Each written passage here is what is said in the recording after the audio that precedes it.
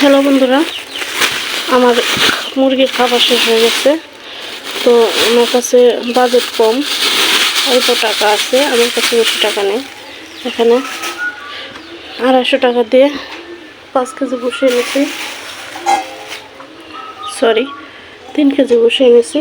3 KG বসিয়ে এখন আমি এখানে এই পটটা নিয়েছি, এই পটের এক পট নিয়ে নেব। বসি একটা হালকা পরিমাণ নিয়ে নিয়েছে। এখান থেকে আমি কিছুটা লবণ নিয়ে নেব। এই তো আমি কিছুটা লবণ নিয়ে নিয়েছি।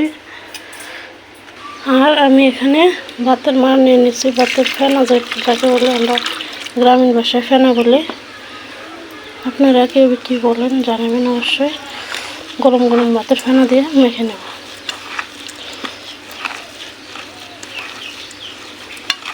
এই তো এইভাবে শুকনো শুকনো করে মেখে নিলাম।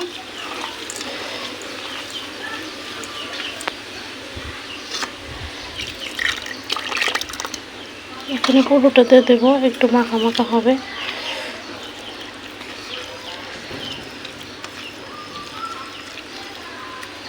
চলে আমি মুরগিকে খাবারটা দিচ্ছি। এই তো দেখতে পাচ্ছেন প্রায় হয়ে গেছে মাখানো, শুকনো শুকনো হয়েছে। এখান থেকে আমি কিছুটা পটে দিয়ে দেবো। তার কারণ হলো এখানে আমার 3টা বাচ্চা আছে, মুরগির বাচ্চা। আমি আসলে 4টি ডিম দিয়ে বসিয়ে দিয়েছিলাম, একটি বাচ্চা মারা গিয়েছিল। এখানে দিয়ে দিলাম বাচ্চাটির খাওয়ার জন্য। তো দেখুন এখানে আছে 30 দিনের বাচ্চা। এই আকারের বাচ্চা আমরা 100 টাকা করে বিক্রি করি। কেউ নিতে চাইলে সরাসরি মেসেজ দিন।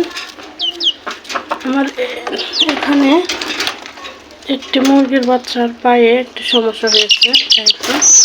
এটা আসলে একটু দেখতে পাচ্ছেন, এই সমস্যাটা হয়েছে। এখানে সমস্যাটা হয়েছে তার কারণ হলো চুল পেঁচিয়েছিল। মানে চুলটা পেঁচানোর পরে আমি হয়তোবা খেয়াল করিনি, এই চুলটা পেঁচিয়ে কেটে ফুলে গেছে।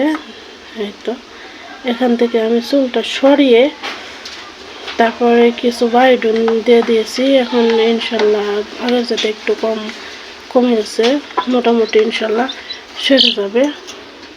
ট্রিটমেন্ট দেওয়া হয়েছে, নাপা খাওয়াইয়েছি, তারপর কিছু ওষুধ পানি ছিল সেসব খাওয়াইয়েছি। এই তো এই 3টা বাচ্চাই আছে আমার। আর এখানে আছে একটি মোরগ। এই মোরগটা কিছুদিন আটকে রাখার পরে ছেড়ে দিয়েছিলাম। তো নাকি এলাকায় যায়, মানে এলাকার মানুষকে ডিস্টার্ব করে। তো পরিবারের মানুষকে এমন কোনো জিনিস পালা ঠিক নয় যে জিনিসগুলো আমাদের প্রতিবেশীদের বিরক্ত করে। প্রতিবেশীরা বিরক্ত হলে একটু অন্যরকম, তার জন্য আমি বেঁধে রেখেছি, মানে খাঁচার মধ্যে বলেছি। আমি মূলত খাঁচায় মুরগি একটু কমই পালি, উন্মুক্তভাবে ছেড়ে পালতে পছন্দ করি। তো একে পরবর্তীতে এই বাচ্চাগুলো কিছু বড় হয়ে গেলে এই খাঁচার মধ্যে রাখবো ইনশাল্লাহ। এই মোরগটা মাশাল্লাহ মোটামুটি বড় হয়ে গেছে, কিন্তু এখানে খাঁচাটা পরিমাণ ছোট। তাই ভাবতেছি এই বাচ্চাগুলি বড় হওয়ার পর এই মোরগটা এখানে রাখবো।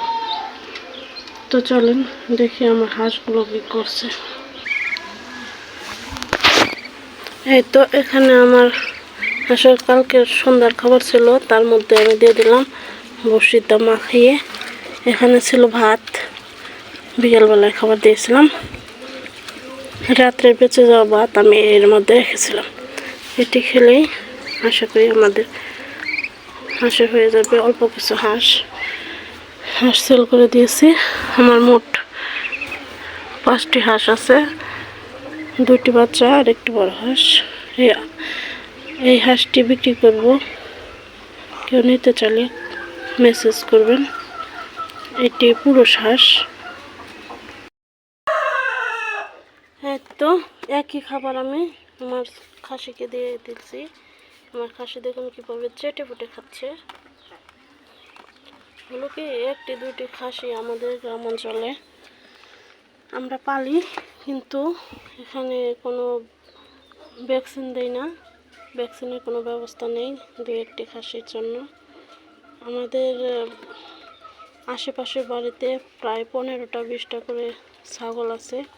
তার পাশাপাশি আমার বাবার বাড়িতে গাড়ল আছে। আমি ভাবছি 2টি করে গাড়ল আনবো। 2টি গাড়ল আনলেই হয়তো হয়ে যাবে,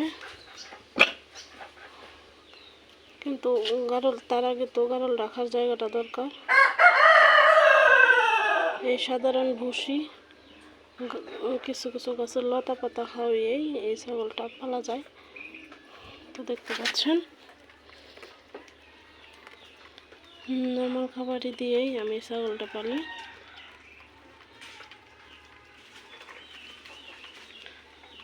আর সব সময় আমি এই ছাগলের ঘর পরিষ্কার রাখার চেষ্টা করি, যেহেতু এখন ভোরবেলা।